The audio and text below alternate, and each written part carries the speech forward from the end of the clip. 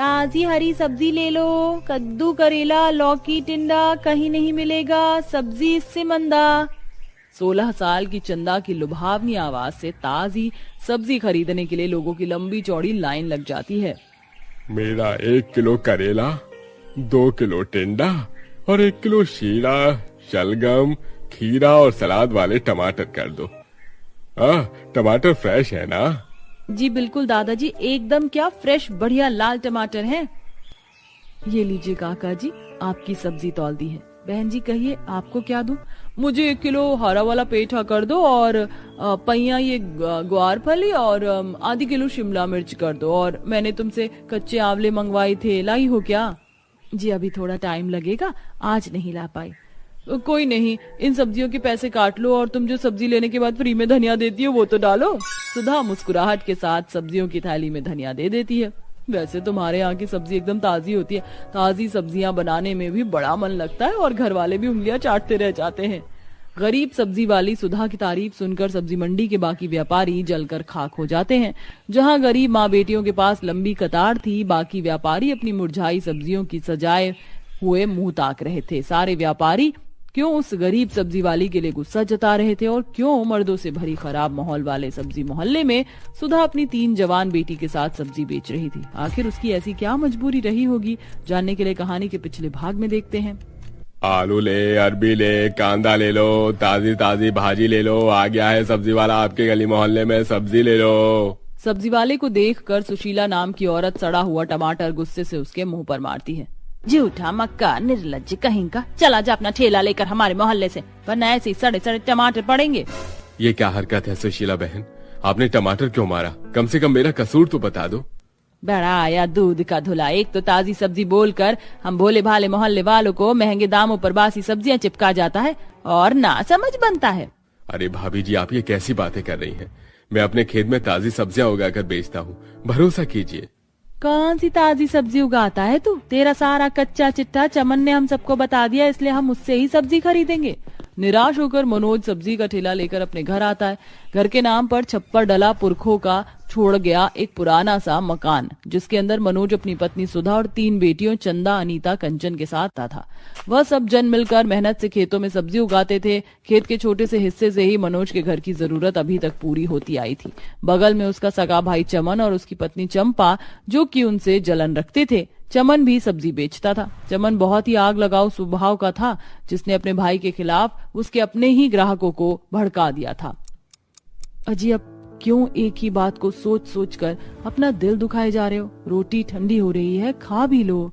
मैं कभी सपने में भी नहीं सोच सकता था सुधा मेरा अपना सगा भाई मेरी पीठ में छुरा भोगेगा। क्या नहीं क्या पूरे वक्त में मैंने उसके लिए अपनी तरफ से पूंजी लगाकर मैंने उसका सब्जी का कारोबार शुरू करवाया। जब इसके परिवार के पास खाने के लिए रोटी नहीं थी तब इसको रोटी दी, और आज ये मेरा ही दुश्मन बन बैठा है। मैं जाकर बात करूंगा और उससे जवाब देना होगा। मनोज गुस्से में चमन के पास आकर सवाल जवाब करता है। दोनों के बीच हाथापाई तक पहुंच जाती है। खबरदार बड़े भैया, तो मेरे बाप नहीं हो जो मैं तुम्हारी मार पिटाई सह लूंगा। मैंने भी अपने हाथों में चूड़ियां नहीं पहनी, मेरा भी हाथ उठ जाएगा। चलिए पिताजी, यहाँ से चलिए, आपको हमारी सौगंध। अरे तुमने अपने मुस्टंडे भाई को जाने क्यों दिया? उसे कूट कर भेजना था। तुम्हारा भाई अपनी खेती बाड़ी से अच्छा पैसा छाप रहा है, इसीलिए उसको ज्यादा घमंड आ गया है। घमंड आ गया है तो मुझको घमंड तोड़ना भी आता है। अब ना रहेगा बांस ना बजेगी बांसुरी। चमन अपने भाई के खेत में उगाई सब्जियों में जहरीली खाद डाल देता है, जिससे जमीन बंजर हो जाती है और घर में खाने के लाले पड़ जाते हैं। परिवार में ऐसे हालात देखकर मनोज को सदमे से लकवा की बीमारी लग जाती है। अब सारी जिम्मेदारी सुधा पर आ जाती है। वो अपने बंजर खेत को देख देख कर बिलख बिलख कर बहुत रोती है। मनोज हमेशा बोलते थे, सुधा मेरा खेत मुझ गरीब की खातिर बड़ा लक्ष्यमान है, फिर आज क्यों ये जमीन तुम्हारे रहते बंजर पड़ गई? धरती मैया, मुझ गरीब माँ का दुखड़ा तुम नहीं सुनोगी तो कौन सुनेगा? धरती माँ, ये छोटा सा जमीन का टुकड़ा इकलौता आसरा था मुझ गरीब माँ और मेरी बेटियों के लिए। इसके सिवा मैं कहाँ जाऊँ, क्या करूँ? दुख भरी स्थिति में सुधा की तीनों बेटी उसे हिम्मत देती हैं। माँ, मैंने साइंस में खेती-बाड़ी के बारे में पढ़ा है।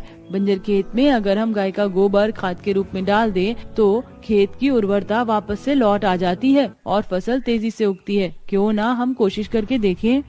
अब चारों गरीब माँ बेटी रोड गली गाय भैंस के तबेलों से गोबर इकट्ठा करके पूरे खेत में डाल देती हैं। अब बारी सब्जी उगाने की थी। कंचन ने सोच विचार कर बोला, मौसम के अनुसार इस वक्त हमको सब्जी में बाथू, पालक, मेथी उगाना सही रहेगा। ठंड के सीजन में साग ज्यादा बिकता है। हाँ, और मटन मशरूम भी तो कितना बिकता है, तो थोड़े से हिस्से में वो भी लगा देंगे। ऐसा करते हैं, खेत को 3 क्यारी में बांटकर एक तरफ साग, एक में मटर मशरूम और तीसरे में शिमला, गोभी, धनिया मिर्च और हरी सब्जियां उगाते हैं। अब गरीब माँ बेटी मिलजुल कर मेहनत करके सब्जी उगाती हैं। बुरे हाल और गरीबी भरे नसीब के कारण वह नमक पानी पीकर सो जाती हैं। किसी से गरीबी का गिला नहीं करती। थोड़े टाइम बाद खेत में हरी भरी ताजी सब्जी उग जाती है। चारों सब्जी तोड़कर बाजार में आकर बेचने लगती हैं। ताजी ताजी सब्जी उठा लो, मेथी, पालक, मटर मशरूम, आओ आओ आंटी जी, ताजी ताजी भाजी ले लो।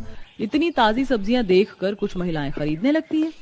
अरे कोमल, देख ये गरीब माँ बेटी कितनी ताजी और फ्रेश सब्जी बेच रही है, यहीं से ले लेते हैं। उस कालू राम के पास क्यों ही जाना, बिल्कुल कुत्ते की तरह झाड़ कर बोलता है।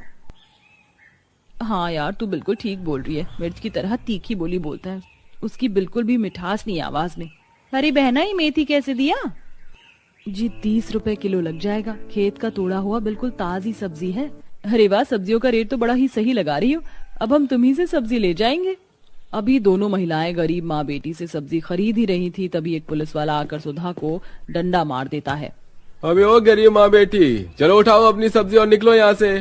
पर क्यों दरोगा बाबू, मैं तो गरीब औरत हूँ, अभी अभी आई हूँ। हाथ जोड़कर विनती करती हूँ आपके आगे, मेरे पति बड़े बीमार हैं।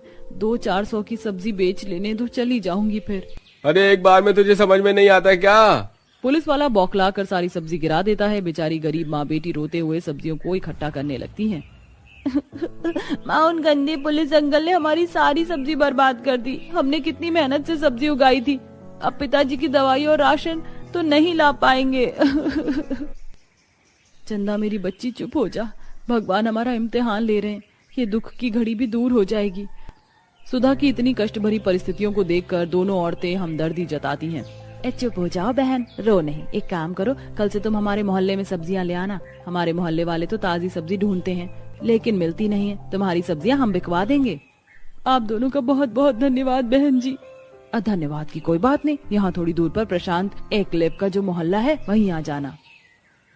अगले दिन गरीब माँ बेटी खेत में से सारी सब्जी सुबह सुबह तोड़कर मोहल्ले में बेचने के लिए जाती हैं। देखते ही देखते उनकी ताजी सब्जियां तेजी से खत्म हो जाती हैं और अच्छी कमाई हो जाती है। इसी तरह से उन्हें मोहल्ले में सब्जी बेचते 2 से 3 सप्ताह हो जाते हैं। माँ, अभी तक हमने कितने पैसे कमाए हैं? अभी तक हमने केवल मात्र 10,000 रुपए कमाए हैं। इतने में तुम्हारे पिताजी का इलाज नहीं होगा। मोहल्ले में सब्जी बेचकर काम नहीं चलेगा। माँ, हम लोग एक काम कर सकते हैं, क्यों ना हम मोहल्ले के थोड़ी दूरी पर ही जो सब्जी मंडी है वहाँ सब्जी बेचे तो ज्यादा कमाई होगी।